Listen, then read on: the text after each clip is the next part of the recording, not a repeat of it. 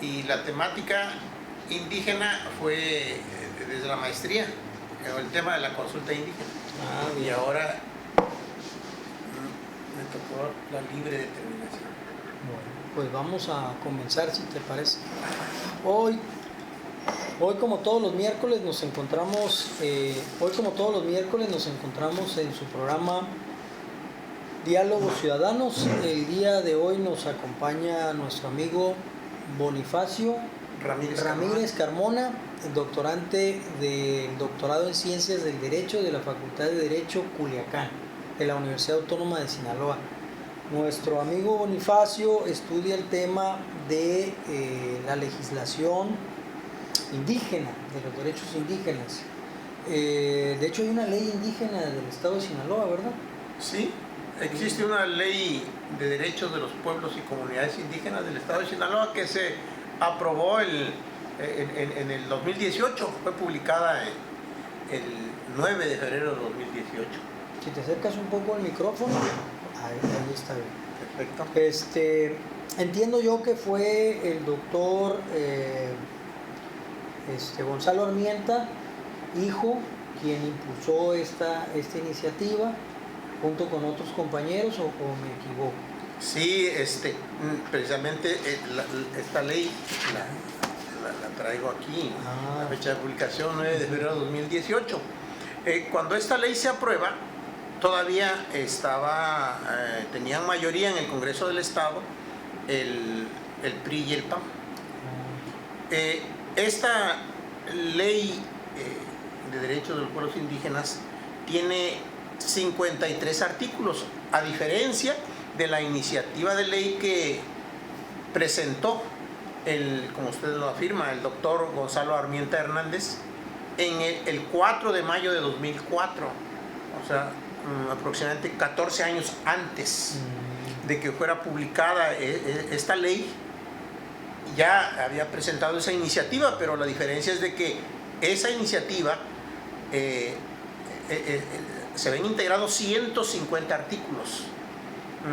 Pues era una propuesta, digamos, de avanzada, en el sentido de que se había tomado como punto de referencias las leyes indígenas de los estados de Chiapas, de Oaxaca, de Guerrero.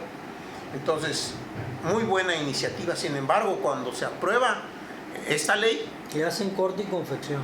Totalmente, o sea, pasó la congeladora a la otra.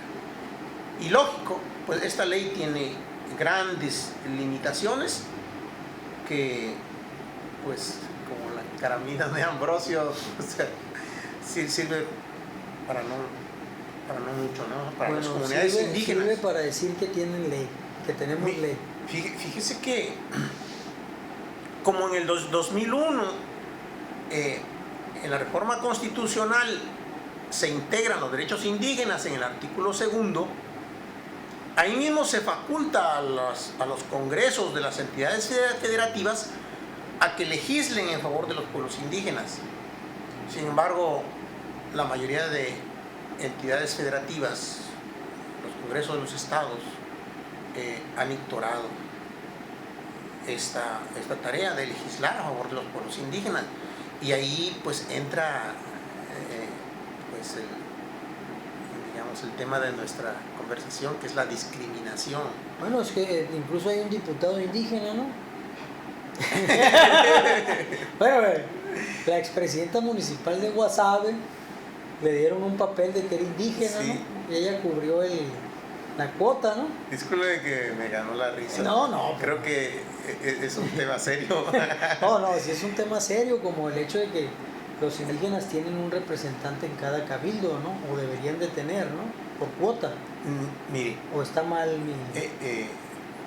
Estoy falto de noticias. Mire, lo que pasa es que casi todo mundo se aprovecha de la población indígena a nivel mundial, a nivel nacional en México, y pues no es la excepción en nuestro estado de Sinaloa.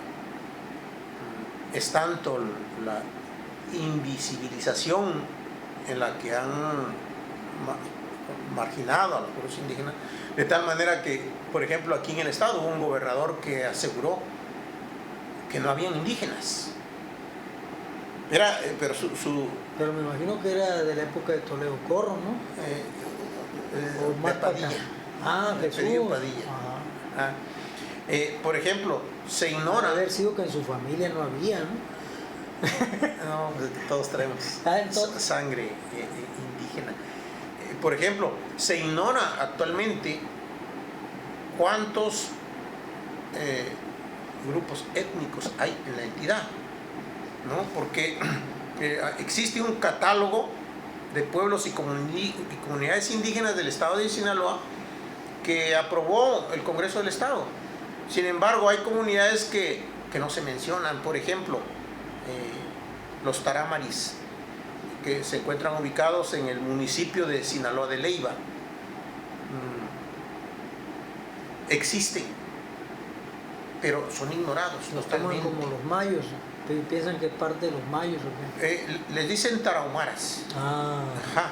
Pero cuando uno llega ahí con las personas indígenas, con los hermanos indígenas, ellos no aceptan ser tarahumaras, dicen tarámaris. Y no existe tampoco en el catálogo de pueblos indígenas del Instituto Nacional de Pueblos Indígenas. O sea, están como si no existieran. Ahora, en lo personal me ha tocado conocer, soy originario del estado de Oaxaca, entonces me tocó conocer pues a la mayoría de pueblos indígenas en Oaxaca, y la miseria es muy grande. Sin embargo, lo que me tocó ver acá con los hermanos tarámaris, viven en condiciones infrahumanas. Todavía en el 2014, que fue la primera vez que me tocó subir allá en Sinaloa de Leyva, a la sierra, con el profesor Román Rubio López. En paz descanse, se refiere al compañero que asesinaron. Sí, ya tiene casi 2 años que no hay justicia todavía para él. Todavía no, totalmente no. Entonces nos tocó subir y hay un ejido llamado Cuitaboca, que está constituido de 40,000 hectáreas aproximadamente. En esa parte, ya en la montaña que colinda con el estado de Chihuahua, se encuentran aproximadamente entre 5 y 6,000 hermanos indígenas tarámaris. Y decimos aproximadamente porque no hay un registro en el INEGI, no existe un censo de ellos. Totalmente no.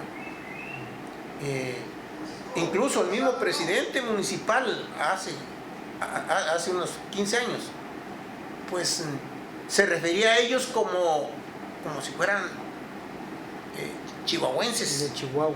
Ajá. O sea, porque no los consideraba dentro de su jurisdicción.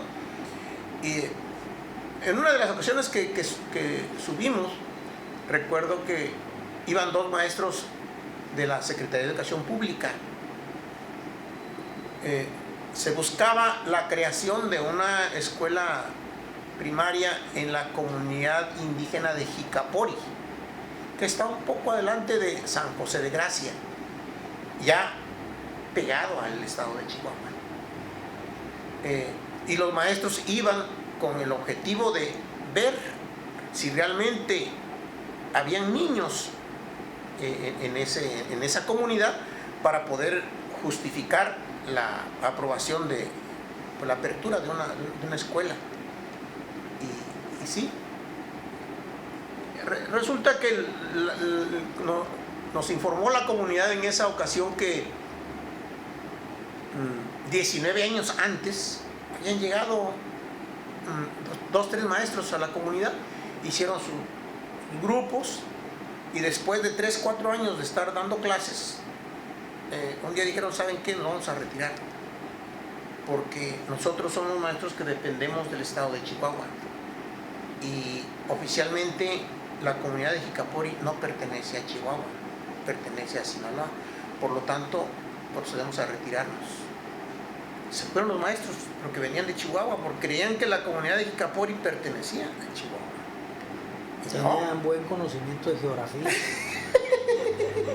Es increíble esto, pero es real. En pleno siglo XXI, con GPS, no sabían dónde pertenecía esa comunidad. Pues se pasaron 19 años sin maestros, sin escuela, la comunidad de Icapori. Hasta que con el profe Román se logró abrir nuevamente la escuela con maestros que hablaban la lengua. Solo que, y ahí entra, ¿no?, cuando nosotros decimos que, igual que ellos, que no son tarahumaras, sino tarámaris, porque no se entendían. Los maestros que se solicitaron venían de Chihuahua y llegaron a la comunidad, pero no se entendían. No es la misma lengua. No. Y el a ese grado es distinto. Sí, entonces a ese grado de desconocimiento hay. Otra característica es de que, como no hay un censo, bueno, nosotros decimos, pues no es difícil, porque si hay 20 comunidades, pues se manda a cada uno de los representantes de esas comunidades que entregue un censo y ya se tiene una cantidad aproximada de pobladores. De población indígena. Pero no, el gobierno del estado no solicita ese censo, porque tendría que implementar políticas públicas y, lógico, una inversión económica considerable. Por eso, mejor están allá en la marginación. También quizás sea por una forma de protección a la comunidad, para que no sea contaminada por la cultura yori. ¿No será eso?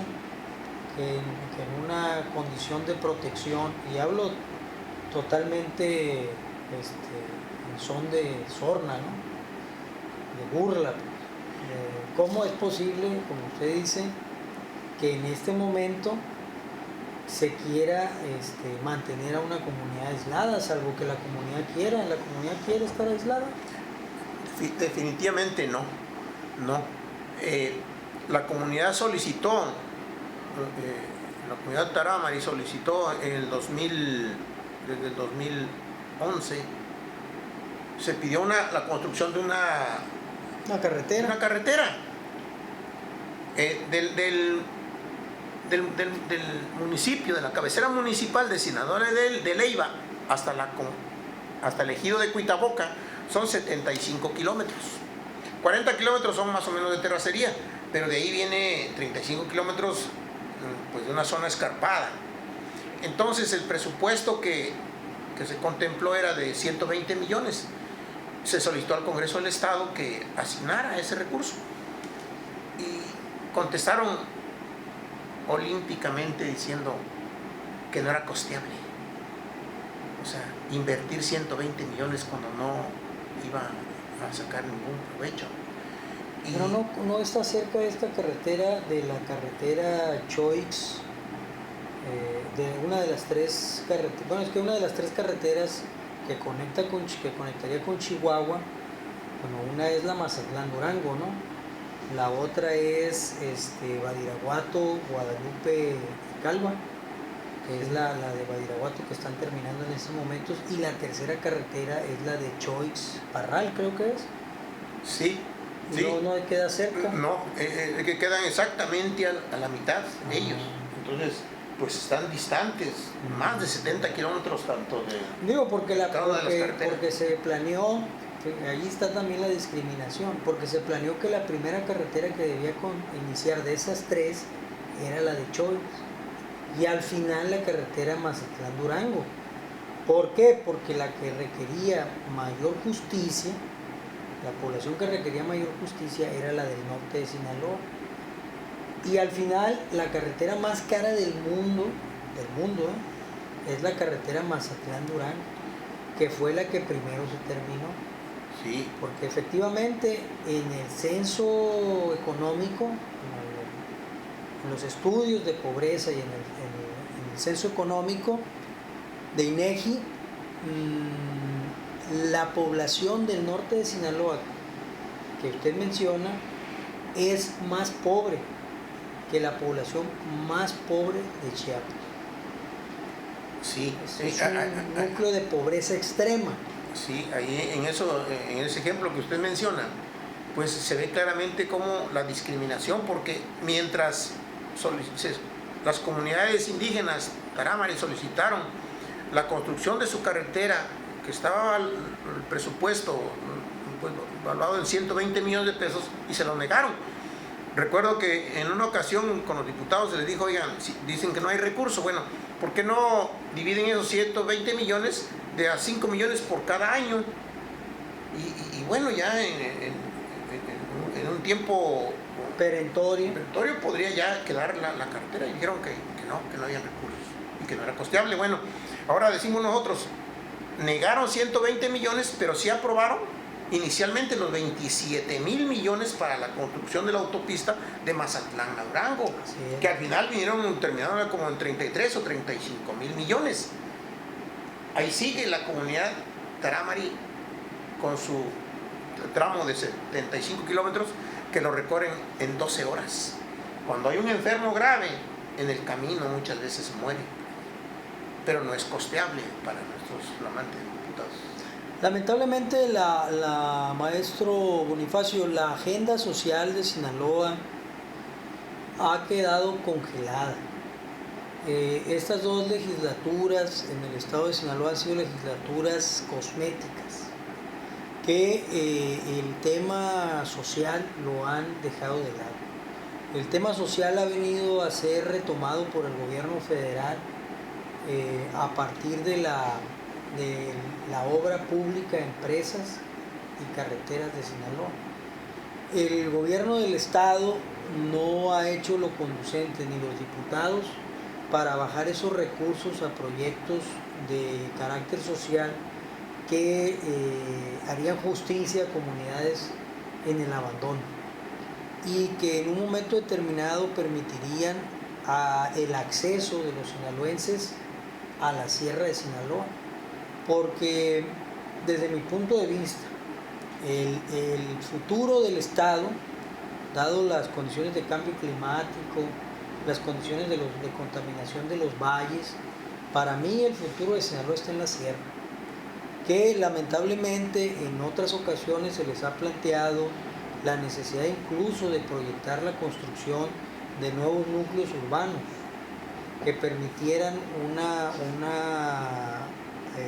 sinergia territorial que beneficiara el salir de ser un estado dependiente del sector primario. Sinaloa tiene una deuda con los procesos de urbanización, de servicios públicos, o de plano lo que ha pasado es que hay calles y carreteras que en el papel se han construido hace muchos años, como por ejemplo todas las calles que se están pavimentando para acá, para el norte de la ciudad de Culiacán, ya estaban pavimentadas. Por ejemplo, toda la Lombardo Toledano ya estaba pavimentada, pero en el papel. Fíjese que ¿No será que esa carretera ya está? Eso lo encontramos aquí con la comunidad indígena de los tepehuanes en Trébol 1.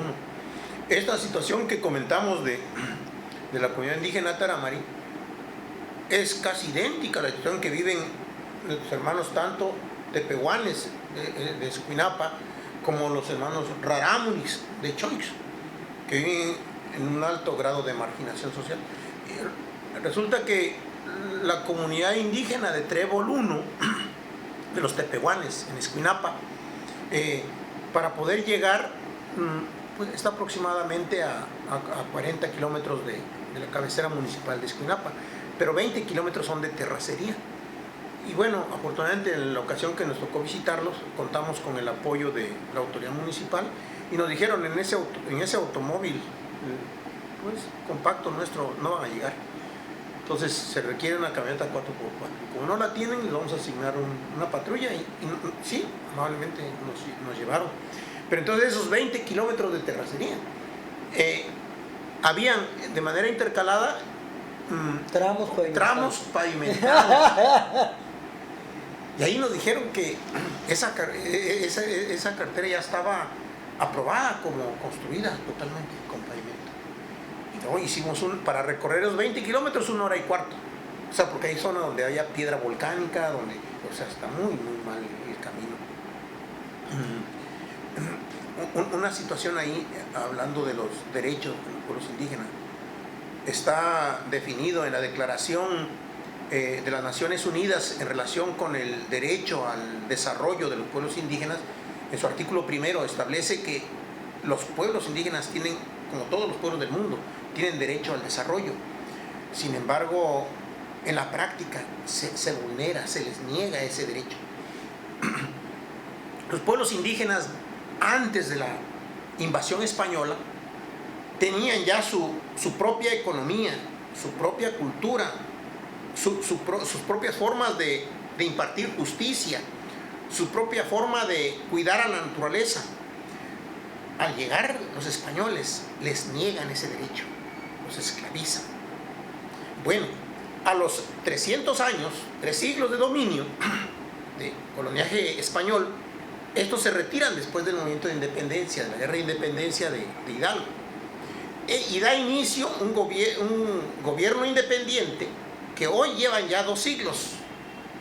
Pero bajo los mismos principios de colonización y segregación. Sí, y ahí el exrector de la Universidad Nacional Autónoma de México, el doctor Pablo González Casanova, define a la actual situación que viven los pueblos indígenas como un neocolonialismo o colonialismo interno.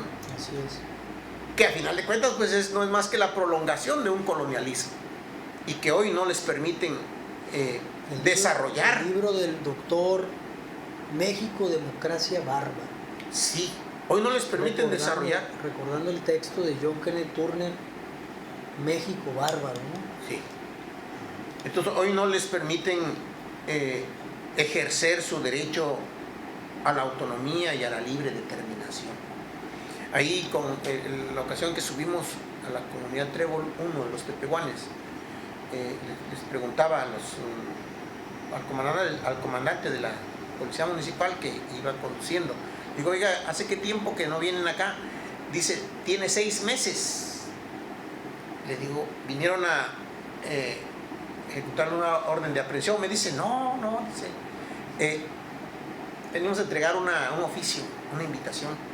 Entonces, ¿qué quiere decir? Que esta comunidad indígena, en 6 meses la autoridad no se fue a parar ahí. Entonces ellos tienen sus propios sistemas normativos que hacen que ejercen la justicia, pero de manera casi armónica. O sea, el pueblo no tiene cárcel. Entonces sus conflictos los solucionan entre ellos mismos. Solamente cuando llega a haber un homicidio, entonces ya piden el auxilio de la jurisdicción a la cual pertenecen. Pero mientras, en 6 meses en esa comunidad no hubo un solo conflicto grave. Y si hay conflictos menores, pero es la misma comunidad, la autoridad, quienes hacen sus propios juicios orales. Sus propias autoridades. Ajá. Entonces, sigue vigente la capacidad de los pueblos indígenas de desarrollar su propia economía, su propia cultura, su propio sistema de justicia. Sin embargo, el Estado, que está obligado a apoyarlos, a promover su desarrollo, pues no cumple con esa función. De ahí que siguen con altos grados de marginación social y económica. Sí, pero además de eso, el hecho de que no estén integrados dentro de la economía regional, estatal y nacional, genera que esa es una ley que se le reconoce a León Trotsky, ¿no? Que es la ley del desarrollo desigual y combinado. Se evita que esas comunidades formen parte de una estructura regional de desarrollo. Y en estos momentos en donde la diversidad cultural es fundamental para una economía regional, en una sociedad multicultural reconocida como la nuestra, pero que además debería ser multinacional, como en el caso de Bolivia, que se reconoció la condición multinacional de la nación de Bolivia, es decir, bolivariana, ¿no? Como Venezuela, en donde también se reconoce la condición multinacional, permite esa diversidad generar dinámicas económicas internas que generan desarrollo. Nosotros estamos viendo hacia afuera todo el tiempo, en lugar de ver hacia adentro. El ver hacia adentro es algo que en estos momentos está haciendo China al usar las diferencias económicas y la diversidad económica de sus comunidades originarias, de sus naciones originarias en China, que le permite en ese escenario de contradicciones generar economías de escala a nivel regional. México no tiene esa condición. ¿Por qué? Porque no existe la legislatura, porque además de no existir la legislatura no existe el corpus institucional que permita sacar adelante esta dinámica económica, y en realidad con abandonar a las comunidades indígenas desde el punto de vista de la economía regional nos estamos haciendo daño a nosotros mismos. Esto yo lo planteo en términos de geografía económica, ¿no? Bajo análisis comprobado. La discriminación genera pérdida de diversidad, y la falta de diversidad genera inmovilismo económico. Esto lejos de ser una desgracia únicamente para las comunidades indígenas, es una desgracia para toda la nación. Claro. Es una desgracia para todos. Sí. Y ello está llevando a que Sinaloa, que necesita salir de su dependencia del sector primario, entrar en procesos de economías de escala, de industrialización, no se puede llevar a cabo, porque el Estado no tiene el control sobre todo su territorio. Esta falta de que la autoridad esté en una comunidad es un retraso, es un atraso para la comunidad, pero es un atraso para la sociedad sinaloense también. Un ejemplo claro en el sentido es, por ejemplo, la economía se va globalizando, pero también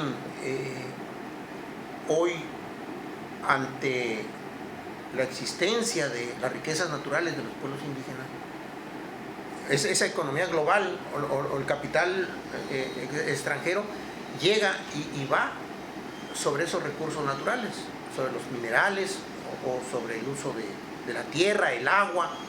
En el caso de Ohuira, ¿no? En este momento, claro. Ahí existe desde hace una década, ya 10 años, pues la intención de instalar una planta de amoníaco, pero en contra de la voluntad de las comunidades indígenas. Concretamente, ¿no? Alrededor de lo que es la bahía de Ohuira existen 4 comunidades indígenas, que son la comunidad de Lázaro Cárdenas, la comunidad indígena de Ohuira, Paredones y Juan José Ríos.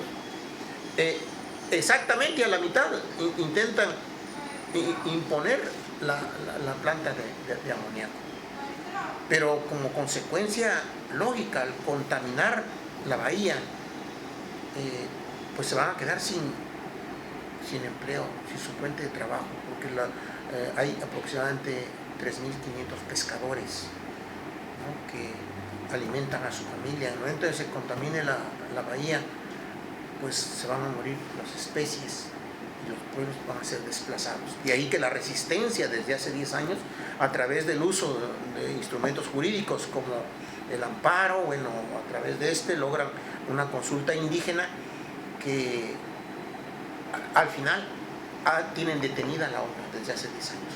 Hoy se encuentra en una etapa en la que, si bien se llevó a cabo la consulta, pero esta consulta no se llevó de acuerdo a los cánones establecidos en el derecho internacional, en el derecho nacional, que la consulta debió haber sido previa, libre, informada, de buena fe y culturalmente adecuada. Previa no fue, porque esa consulta debió haberse realizado hace 10 años, cuando llegó la empresa a querer instalar su planta de amoníaco. Entonces debió haber consultado a las comunidades indígenas y no 10 años después. Claro que la Suprema Corte de Justicia ordena que se haga la consulta, pero en condiciones injustas para las comunidades, porque la empresa tuvo 10 años para distribuir despensas, televisores, para comprar voluntades por una situación económica. Qué extraño, ¿no? Porque la Suprema Corte de Justicia, en lo político me refiero, no le hace caso a los grupos alrededor de Morena, y en esto sí le hace caso. O sea, aquí actúa en contra de la comunidad y en contra del ambiente. Y en el sur del país, con el Tren Maya, actúa en contra de las comunidades y a favor de las empresas, pero cuestionando el proyecto del gobierno. Allá se opone el gobierno y aquí se pone a favor. Como que hay una contradicción extraña, ¿no? Sí. Por ejemplo, bueno, la visión nuestra allá es de son que los defensores del medio ambiente, me refiero, ¿no? Allá están todos los artistas defendiendo a los pumas, a los jaguares, y acá no defienden ni a la chachalaca. Sí, la Suprema Corte de Justicia de la Nación, creemos nosotros que si las empresas transnacionales hace 10 años no cumplieron con la norma de hacer la consulta indígena, pues lo lógico es que la Suprema Corte de Justicia de la Nación debió haber dicho: ¿saben qué? No respetaron la normatividad, esa empresa no se puede instalar. Pero no, sino ordena que se haga la consulta, pero en condiciones de desventaja para las comunidades, de tal manera que la consulta se hace en 15 comunidades que pueden ser afectadas por la instalación de esa planta de amoníaco. En 11, que son las comunidades más alejadas de la bahía, donde va a estar la planta de amoníaco, votan a favor de que se instale la planta. Y las 4 comunidades que están alrededor de la bahía y junto de donde se quiere instalar la planta de amoníaco, de manera mayoritaria, unánime, dicen no a la planta de amoníaco. Entonces, ahora, se ufana el gobierno del Estado, que por cierto, en vez de litigar, de defender a las comunidades originarias, a los pueblos originarios, se lanza en contra de ellos. Se pone a favor de las empresas transnacionales, en contra de los pueblos indígenas. Ellos dicen que ganaron la consulta, porque fueron 11 comunidades que dijeron que sí y 4 que no. Pero el derecho internacional no dice que, o sea, no puede verse como un partido de fútbol, 11 contra 4, no. El derecho internacional dice que las empresas o el Estado que quiera bien legislar a favor de los pueblos indígenas o bien implementar una medida administrativa o un proyecto, como en este caso, tienen que lograr el consentimiento de los pueblos indígenas. Si hay una comunidad que no está de acuerdo, ese proyecto no se puede hacer. Ahí también, como yo he mencionado en otras ocasiones, el caso de la bahía de Huira es un acto de la planta de amoníaco y la planta de etanol ahora. ¿Es etanol o es qué? ¿México? Sí, la nueva planta que quieren instalar es la prueba de la discriminación hacia los pueblos indígenas, pero además es un ecocidio y un etnicidio. Es la intención de despojar a los pueblos indígenas de su territorio con el fin, a partir de la acción clásica de envenenar el abrevadero. Además de esto, yo les he comentado a los compañeros de Huira, porque yo soy ejidatario en Huira, mi señor es de Topolobampo y yo soy avecindado en Paredones y en el ejido de Huira. Lo que hay allí en la bahía de Huira es un volcán antiguo que estalló hace miles de años, que formó la bahía de Huira. Ahí todavía en medio de la bahía de Huira burbujea gas y hay una roca volcánica que yo traje de allá el de la isla de los Patos. En la isla de los Patos yo traje una roca volcánica y les planteé que a través del Instituto de Geología de la UNAM pidieran a los compañeros, les decía que pidieran un estudio geológico de la bahía, porque yo sospechaba que en realidad el gasoducto que quieren traer de Estados Unidos, porque ahí el negocio es convertir el gas en amoníaco. Esa es la tecnología que quieren traer, una tecnología obsoleta porque además condena al suelo agrícola a un suelo muerto. El amoníaco produce un suelo muerto, una agricultura intensiva muerta.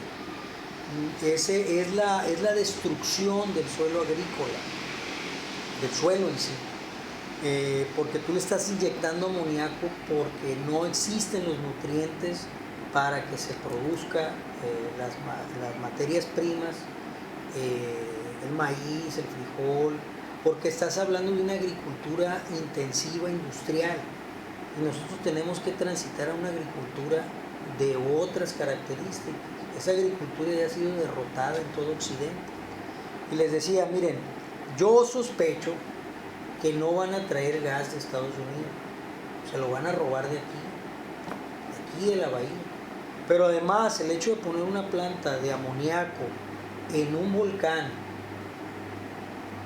que puede volver a activarse es un acto criminal que Protección Civil debería de revisar. En varias ocasiones se lo comenté al comisario de Paredones, a Felipe. Es importante que se haga.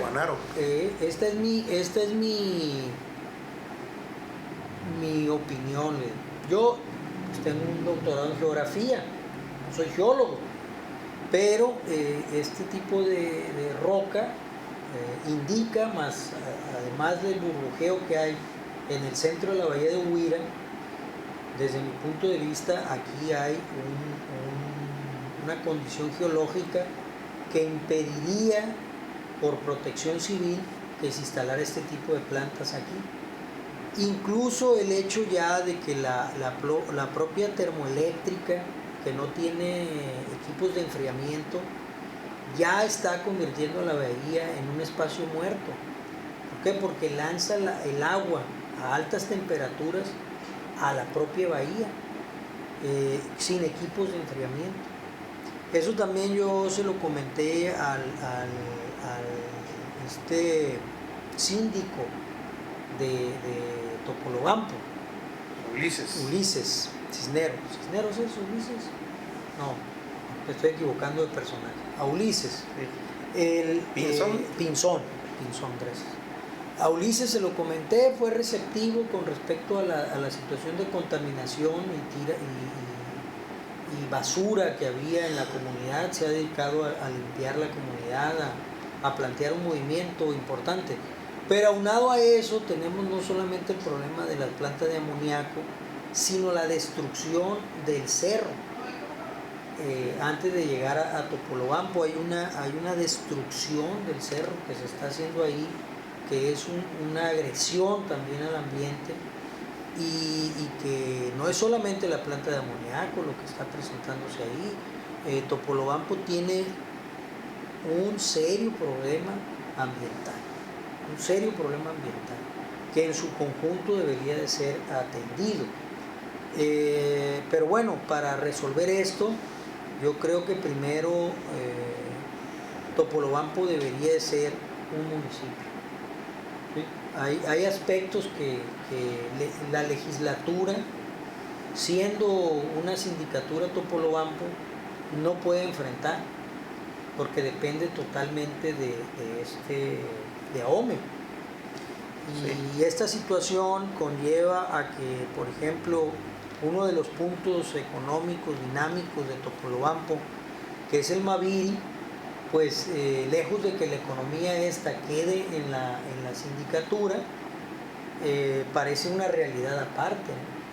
Porque no está integrado propiamente a la sindicatura de Topolobampo. Sí, en términos de la carretera, sí, en términos del... Pero el fin de semana el malecón de Topolobampo se convierte en una cantina. No ha podido ser controlado el problema de un supuesto centro cultural que tiene unas nochadas en donde lo que hay es prostitución, alcoholismo y delincuencia. Hay una destrucción del tejido social de Topolobampo, convirtiendo a los muchachos en lúmpenes, en drogadictos, en vagos. Y eso es deliberado. Ese lugar, en lugar de ser un centro cultural, insisto, es un centro de delincuencia. Que hay niños ahí tomando cerveza los fines de semana. Y el malecón no es un lugar de esparcimiento para las familias. Esa situación del lumpenaje de la población permite este tipo de acciones en donde capital extranjero abusa de la comunidad, porque no existen los mecanismos institucionales para detener eso. Situación que también le comentamos en su momento el actual presidente municipal, Vargas Landeros, porque Vargas Landeros estuvo aquí en el Centro Cultural cuando era candidato. Le hicimos una serie de planteamientos, entre ellas recuperar el Centro Cultural de Topolobampo y acabar con esa cantina al aire libre que tienen ahí. ¿Por qué? Porque es una preocupación de las familias de Topolobampo que terminan cada fin de semana pues encerradas en sus casas, ¿no? Fíjese que la propuesta que usted hace de que pudiera aprobarse como municipio Topolobampo, tenemos un congreso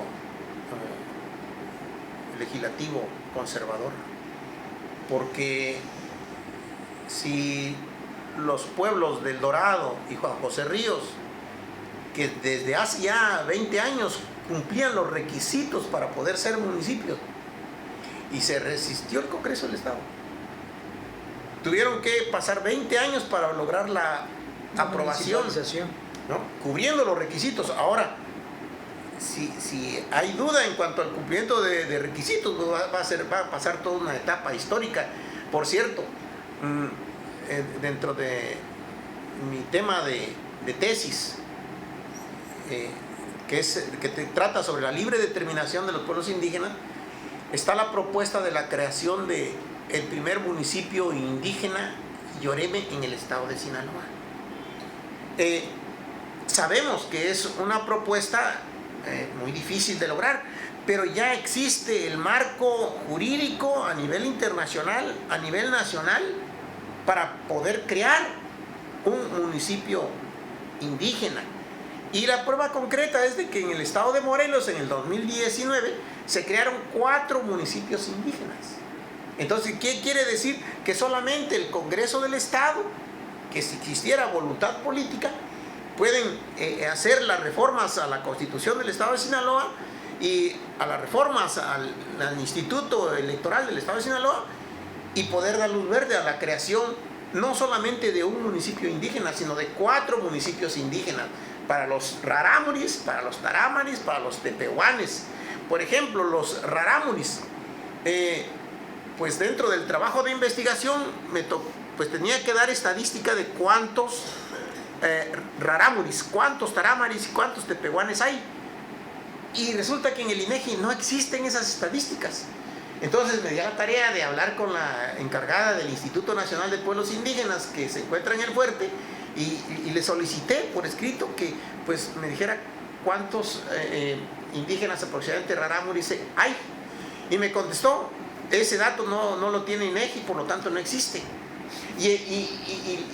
La delegación del INPI, del Instituto Nacional de Pueblos Indígenas, se encuentra a escasos 30 o 35 kilómetros de donde están las comunidades rarámuris. Tan fácil es pues citar a los representantes de las 25 o 28 comunidades indígenas rarámuris y cada quien entregue un censo y ahí ya sale el total. Sí, pero no quieren. Lo que para usted, mi amigo, es algo lógico, para ellos, como bien dijo, implica que hay que poner dinero para el desarrollo de esas comunidades.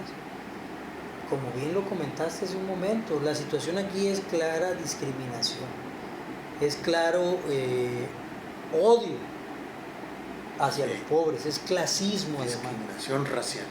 Además de racismo es clasismo. Y además de esto, ¿cuánto tiempo tardó para que se pusiera con letras de oro en el Congreso el nombre de Felipe Bachón? Sí, aunque fue un acto demagógico, claro, más para aparentar que se preocupan de los pueblos indígenas. Sí, porque antes ya el compañero subsecretario de Gobierno se atrevió a decirle a Felipe Montaño que así como se había asesinado a Felipe Bachón, sí, Rodolfo Jiménez. Sí, claro, Rodolfo Jiménez, pues también corrían el riesgo ellos, ¿no?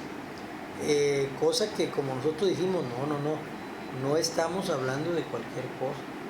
El compañero, el revolucionario Felipe Bachomo, villista, zapatista, miembro de la Convención Nacional, ¿sí?, revolucionaria, junto con Rafael Buelna, no es cualquier personaje en la historia del Estado y en el país. Sin embargo, la ignorancia y el hecho de que aquí en Sinaloa triunfaron los obregonistas, triunfaron los carrancistas, triunfaron los callistas, los conservadores, ha llevado que incluso en este momento la calle principal de Culiacán sea Álvaro Obregón, y no sea Rafael Buelna, no sea Felipe Bachomo, a pesar de que en este contexto se habla de una cuarta transformación.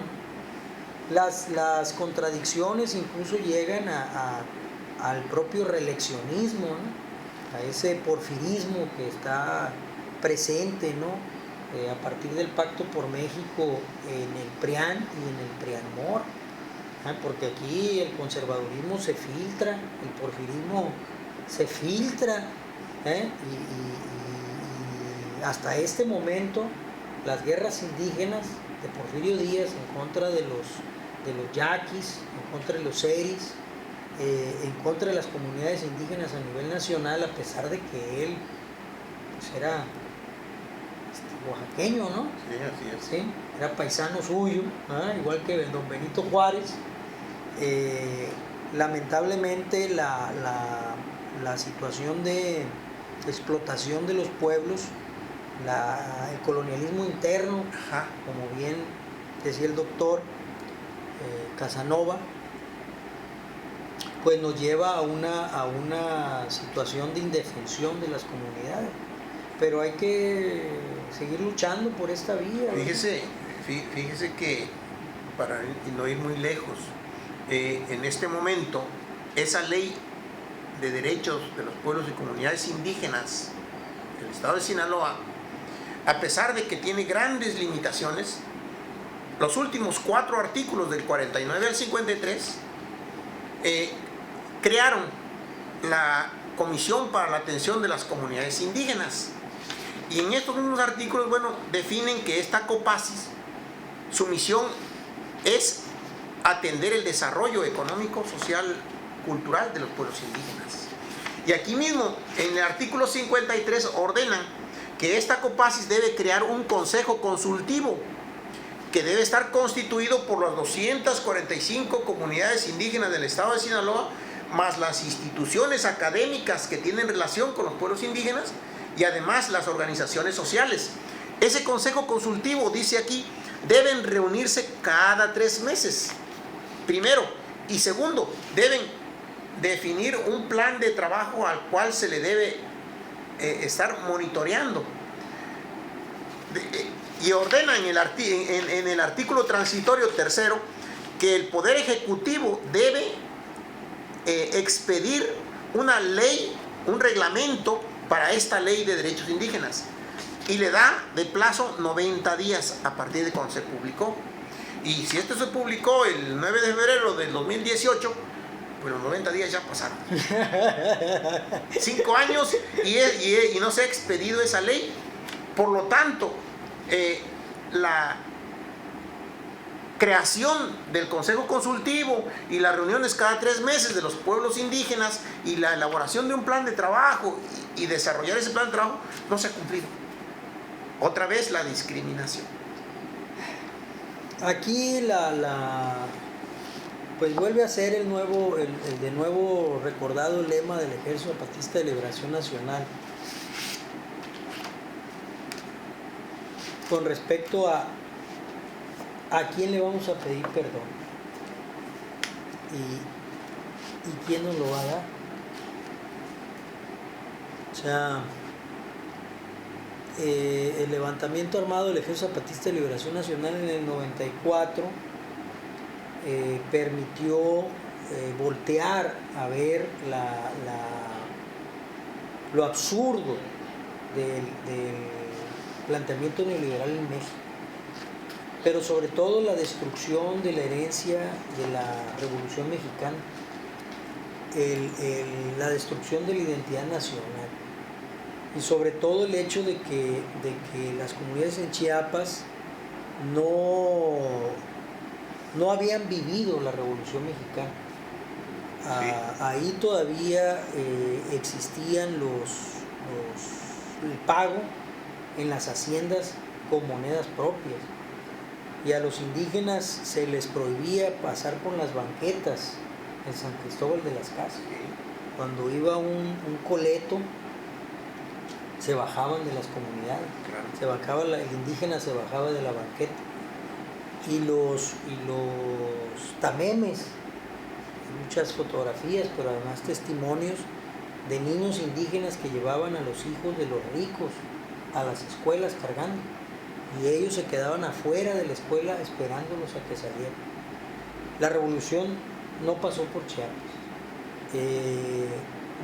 Yo estuve de joven en Chiapas, en San Cristóbal de las Casas, en muchas ocasiones hablando del derecho de los mexicanos a la justicia y la igualdad, sin diferencia de razas, sin diferencias de religión ni de ideología. Y en esa base, ese piso que planteaba la Revolución Mexicana a partir del artículo 27 constitucional, del tercero constitucional y del 123, que son los artículos centrales, yo considero tan importantes como el artículo 24 constitucional, que establece la separación de la Iglesia del Estado y que hace poco fue vulnerado nuevamente, violentado nuevamente. No ha llegado a todos los territorios, a todo el país, ni a todas las razas del país, ni a todas las naciones del país. Tan sencillo como la falta de reconocimiento en la Constitución Política de los Estados Unidos Mexicanos de que somos una nación multicultural y multinacional. Fíjese, eso todavía no lo logramos. Sí, fíjese que a pesar de que la discriminación está prohibida, primero en el derecho internacional, en la Declaración de las Naciones Unidas, sobre la eliminación de todas las formas de discriminación racial, dentro de ellas por la pertenencia a un grupo étnico, debe estar prohibido, pero también en la Constitución, en nuestra Constitución mexicana, el artículo 1 establece que está prohibida la discriminación. Sin embargo, por ejemplo, en el 2018 se elaboró una propuesta de reforma constitucional para la aprobación de derechos de los pueblos indígenas y afromexicanos. Entonces, se hizo una consulta indígena y resultado de las propuestas son 277 páginas de propuestas para la reforma constitucional. Se hicieron más de 30 foros regionales en la República Mexicana. Salieron casi 300 propuestas a favor de los pueblos indígenas. Sin embargo, o sea, toda esta propuesta se redujo al final a la aprobación en el 2019 a 4 renglones nada más. El artículo 2 se agregó el apartado C, en donde se reconoce la existencia de los pueblos afromexicanos. En 4 rengloncitos, ahí quedó todo. Dígame, si no es discriminación esto, ¿para qué hicieron toda esta paramaya? Si al final de cuentas no tomaron en cuenta toda esta propuesta que existió, sino la reforma fue mínima. Hoy hay una propuesta, pero tiene un fin electoral principalmente. Porque esta reforma se pudo haber aprobado cuando tenía mayoría el actual partido mayoritario, Morena, y no lo hizo. Mayoría calificada. Sí, y ahora. Mayoría simple no le Sí. permite el cambio constitucional. Bien, pero entonces, ¿por qué sacan ahora la propuesta dentro de varias propuestas, dentro de ellos en materia indígena? Tiene fines electorales más que realmente, aunque la propuesta es buena, pero no tienen esa mayoría calificada. El problema de nuestro compañero Andrés Manuel López Obrador es que la primera parte de su legislatura, de su periodo presidencial, se debió cambiar a todos los jueces de la Suprema Corte, igual que lo hizo Zedillo, pero no llevó a cabo ese cambio. Cuando quiso revirar, ya era imposible. La misma situación se presentó con la Ley General de Educación Superior. Se hizo una ley de educación superior, pero se le dejó un candadote, ¿no? Que es el artículo 2 de la Ley General de Educación Superior, que impide que los congresos de los estados legislen sobre iniciativas de ley orgánica de las universidades sin la concurrencia de las autoridades y la comunidad universitaria. Que claro, es una violación en los derechos y a la autonomía de los congresos de los estados, porque las universidades nacionales son una cosa y las universidades estatales son otra. Sin embargo, lo mismo, se perdió la oportunidad. La misma situación se presenta en las comunidades indígenas. Ahora que el revés está dado, que el juego maniqueo del interés político del interior, en donde intervino el compañero coordinador de la bancada del Senado, el nombre del senador, ¿cómo se llama? Zacatecas. Monreal, Ricardo Monreal. Fíjate que se me olvida el nombre. Ricardo Monreal, en donde intervino Ricardo Monreal en todas estas fechorías, incluido en perder la mayoría del Congreso, ¿no? Si hay alguien a quien acusar, ahí está, es él. Pero también el actual presidente del partido, Mario Delgado, y también el compañero secretario de Relaciones ex secretario de Relaciones Exteriores, precandidato, ¿cómo se llama? De Morena también, Marcelo Ebrard, el compañero, ¿cómo decía él? Tiene un nombre que usaba de campaña, me quiero acordar. Bueno, me voy a acordar. Es tal que esta triada vendió la idea de que apapachando al PRIANMOR y al PANMOR y al PERMOR, o sea, a todos los grupos que venían del PRD, del PRI, y que no eran de la izquierda dura del partido, de Morena, pues iban a poder ganar la mayoría e iban a poder hacer las reformas constitucionales pertinentes, incluida la reforma eléctrica. Nos dimos claramente cuenta que no es así.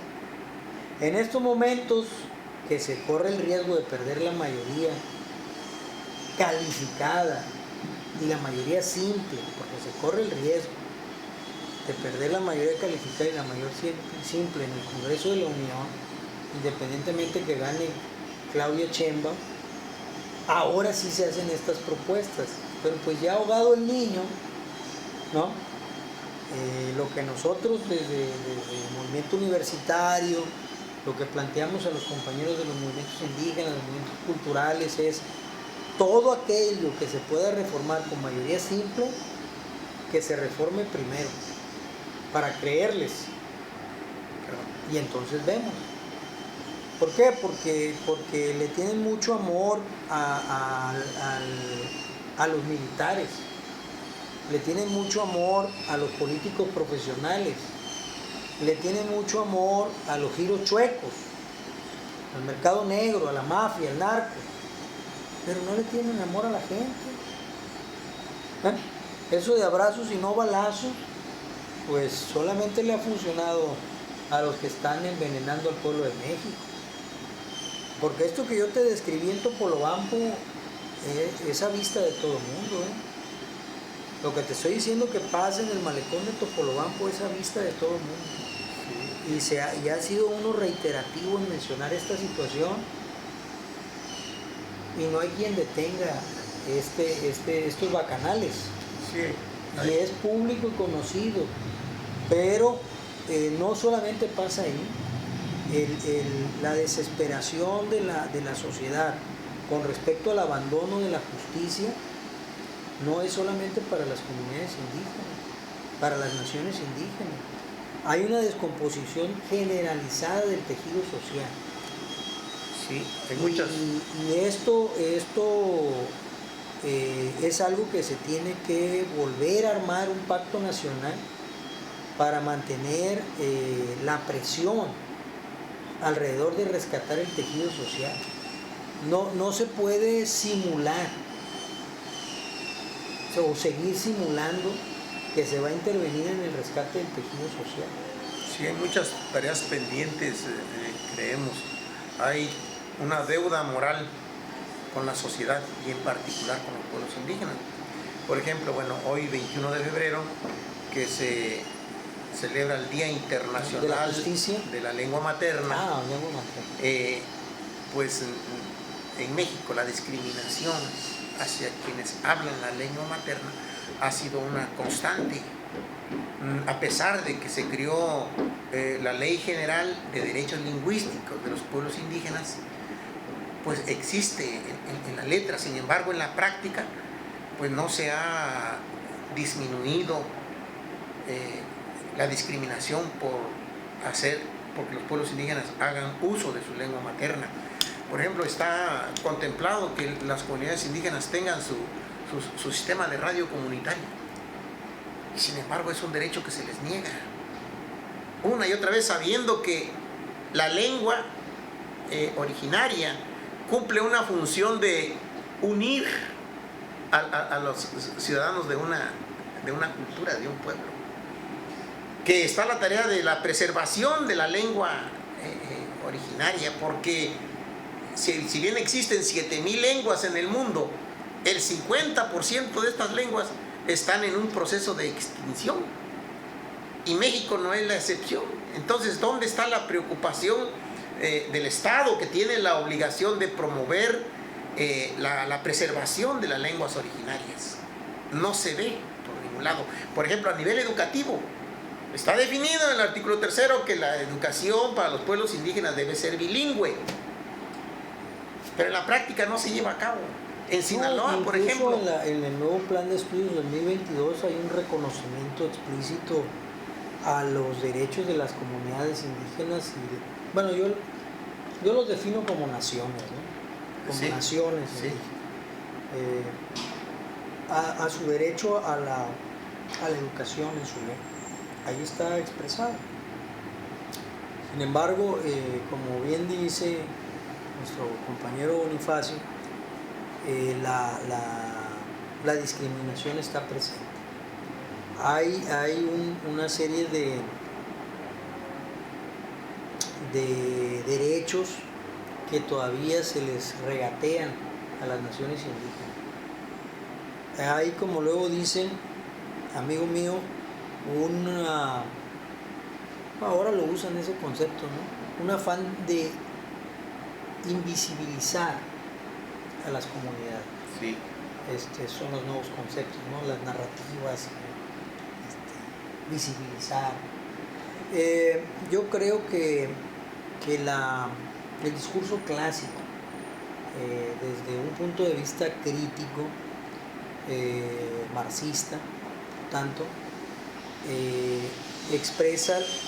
expresado en el concepto de un colonialismo regional, un colonialismo interno, una discriminación por parte de la herencia liberal mexicana, ¿no? Porque si bien es cierto ponderamos a Benito Juárez, también habría que reconocer que en esa ley de manos muertas, de brazos muertos o de tierras ociosas, ¿no? Pues también se llevó a las comunidades, ¿no? En una parte, ¿no? Al expropiarle a la iglesia, también en muchos aspectos le expropió a las... No, el concepto no era expropiar en aquel momento, el concepto de expropiación es de Lázaro Cárdenas, pero la incautación de las tierras a las iglesias, que la iglesia tenía las tierras de las comunidades indígenas, ¿no? También se llevó entre pies a las comunidades, ¿no? En muchos aspectos. Y bueno, Porfirio Díaz pues simple y sencillamente cayó en terreno blandito, ¿no? Ya estaba ahí la legislación, y lo único que siguió fue haciendo lo mismo, en muchos aspectos pervirtiendo el concepto, ¿no? De la Constitución del 56 y consolidando a las grandes haciendas y arrebatándole la tierra a los comuneros, arrebatándole la tierra a los pueblos, ¿no? Como el caso de Anenecuilco, ¿no? Que era la lucha del general Emiliano Zapata, ¿no?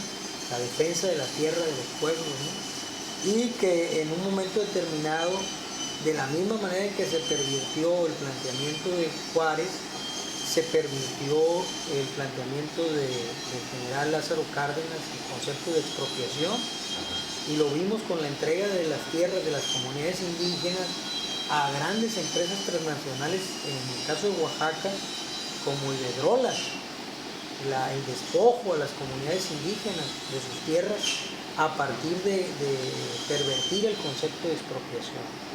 Aquí se han cambiado las palabras, por eso la vigilia, estar atento a las situaciones de la propia ley es necesario. Algo que quieras comentar ya para concluir, porque el tiempo va en nuestra contra, Bonifacio. Claro que te invitamos para continuar, ¿no? Para tener otro programa. Lo entiendo. Bueno, de entrada yo agradezco la invitación. Hoy, 21 de febrero, Día Internacional de la Lengua Materna. Quisiera concluir enfocando en esa parte. Una prueba clara, fehaciente de que hay una discriminación hacia el uso de la lengua de los pueblos originarios es que una de las pocas escuelas bilingües en Sinaloa se encuentra en la comunidad indígena de Las Culebras, en Guasave. Sin embargo, esta escuela, que tiene varios maestros, ninguno habla la lengua yorem. ¿Y la Universidad Autónoma Indígena qué? ¿Que no tienen ya una universidad? Bueno, existe y hace sus esfuerzos, pero son mínimos en comparación a las necesidades. Creo que los derechos de los pueblos indígenas en los últimos años, a partir de cuando surge el Ejército Zapatista de Liberación Nacional, se le empezó a dar un poco de más importancia, pero requiere una mayor importancia, más en este momento cuando el neoliberalismo está invadiendo con sus políticas de depravación, de atentado en contra de la naturaleza, defender los recursos naturales, la naturaleza de los pueblos indígenas, que hoy los pueblos indígenas, a costa de su propia vida, de su libertad, pues están defendiendo su territorio. Por ejemplo, apenas hace 2 días fue sentenciado a 42 años de prisión el agente municipal de la comunidad de Madera en el istmo de Tehuantepec por defender su territorio. Hay un espacio en donde la comunidad dijo: este espacio que es nuestro no va a ser utilizado por las empresas transnacionales. Pero llegaron, invadieron su territorio y ellos se opusieron, resistieron, y pues el resultado es que hoy el agente municipal está detenido, preso y pues ha condenado a 42 años de prisión. En ese mismo sentido, nuestras pues compañeras hermanas yoremes, que en este momento en la bahía de Huira son representantes indígenas de los pueblos y comunidades indígenas, también están siendo amenazadas. Entonces pedimos que la sociedad que vea, que observe con con mucha atención ese proceso en donde las comunidades indígenas están defendiendo lo que nos corresponde a toda la sociedad, defender la naturaleza. Defender el territorio. Muchísimas gracias. Eso es, no, al contrario, maestro, es un placer como siempre platicar contigo, porque coincidimos en la lucha por la justicia y la igualdad. La nación mexicana, heredera de una lucha por la libertad, la primera nación que abolió la esclavitud, México, la herencia que nos dejó el cura Hidalgo, es la búsqueda de la igualdad, la justicia entre los mexicanos. Entonces nuestro pueblo, que es un pueblo amante de la libertad, debe estar vigilante de esa libertad, porque la libertad se pierde. La libertad no es inherente a la naturaleza humana. La libertad no es inherente a la naturaleza. La libertad es una búsqueda permanente, consciente, es una vigilia de la conciencia. Y si no hay conciencia política, se pierde, incluso riéndonos, divirtiéndonos, se pierde la libertad porque se confunde. En una frase clásica, ¿no? Confundimos la libertad con el libertinaje. Y eso, bueno, pues hay que tenerlo siempre atento. Nuestro saludo para las comunidades indígenas en este día de la lengua materna, y nuestra búsqueda permanente en diálogo ciudadano de mantener abiertos los micrófonos en Radio Artesana para todos ustedes. Pronto en las ondas hertzianas en FM, ¿no? Que también en su momento te vamos a invitar para estar aquí. Muchas gracias. Muchas gracias. Abrazos y nos vemos.